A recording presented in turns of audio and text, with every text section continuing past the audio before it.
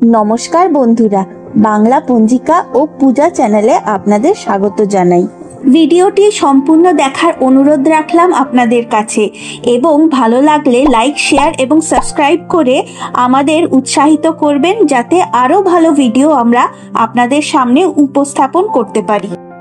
আজ থেকে আনুমানিক ২৬০০ বছর আগে বৈশাখ মাসের পূর্ণিমা তিথিতে নেপালের লুম্বিনীতে শাক্য বংশীয় রাজা শুদ্ধোধন পত্নী মহামায়ার গর্ভে জন্মগ্রহণ করেন বিষ্ণুর নবম অবতার গৌতম বুদ্ধ।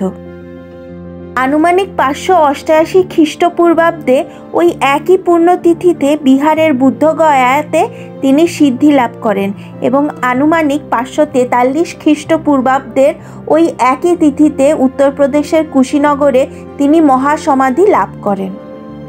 সুতরাং বৈশাখী পূর্ণিমা তিথিটি সারা বিশ্বের সনাতন ধর্মাবলম্বী ও বৌদ্ধ ধর্মাবলম্বী মানুষের কাছে একটি অত্যন্ত পবিত্র ও গুরুত্বপূর্ণ দিবস হিসেবে বিবেচিত হয়। সারা বিশ্বে এই দিনটি বুদ্ধ পূর্ণিমা হিসেবে পালিত হয়। আজকের ভিডিওতে আমরা জানব পবিত্র বুদ্ধ পূর্ণিমা তিথির সঠিক সময়সূচি, বিভিন্ন শুভকর্মের শুভক্ষণ, সত্যনারায়ণ পূজার সময়সূচি, গঙ্গা স্নানের সঠিক সময় ও এই দিন কি কি কাজ করলে লক্ষ্মী লাভ হবে এবং কি কি কাজ কখনোই করা উচিত হবে না সেই সম্বন্ধে।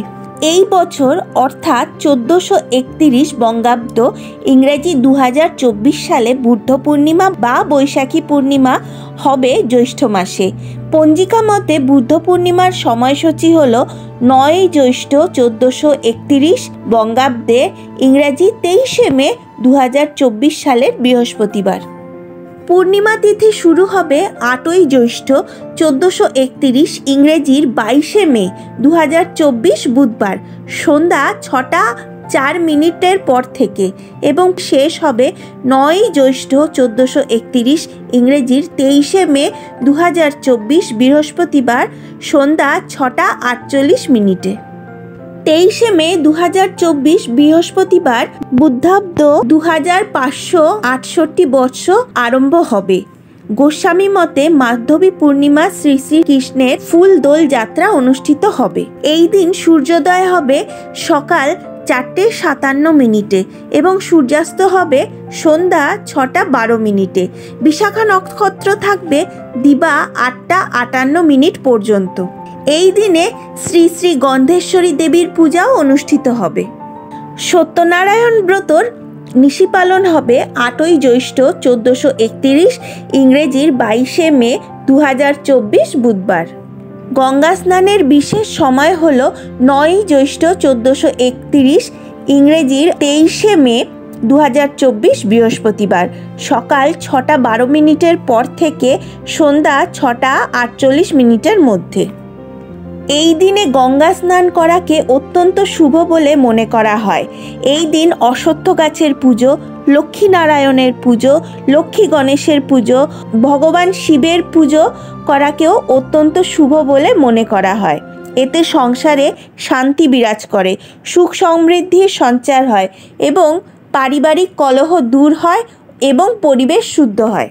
যারা বুদ্ধ পূর্ণিমার দিন ব্রত পালন করবেন তারা অবশ্যই সেই দিন মাদক জাতীয় দ্রব্য বর্জন করবেন এবং তামসিক সব রকমের দ্রব্য বর্জন করবেন।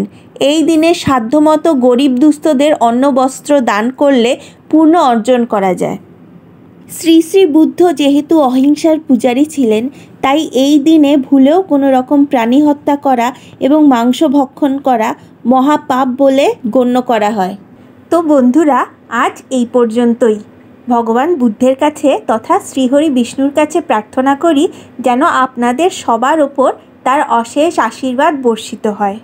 পরবর্তী পর্বে নতুন আরেকটি বিষয় নিয়ে হাজির হব আপনাদের সামনে। ভিডিওটি ভালো লাগলে লাইক, শেয়ার এবং সাবস্ক্রাইব করে পাশে থাকবেন। আপনাদের কোনো প্রশ্ন থাকলে অবশ্যই কমেন্ট করে জানাবেন। ভালো থাকুন, সুস্থ থাকুন এবং আনন্দে থাকুন। পুরো ভিডিওটি দেখার জন্য অসংখ্য ধন্যবাদ। নমস্কার।